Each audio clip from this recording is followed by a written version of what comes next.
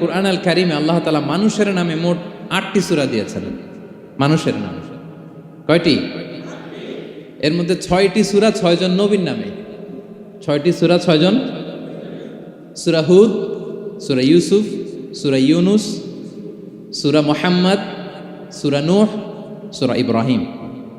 এই ৬ জন নবীর নামে ৬টা সূরা। আর মানুষের নামে মোট ৮টা, নবীর নামে গেল ৬টা, আর রইল কয়টা? 2টা। আল্লাহর প্রিয় ভাজন একজন বান্দা এবং একজন বান্দি নামে আল্লাহ আরো 2টা সূরা দিলেন।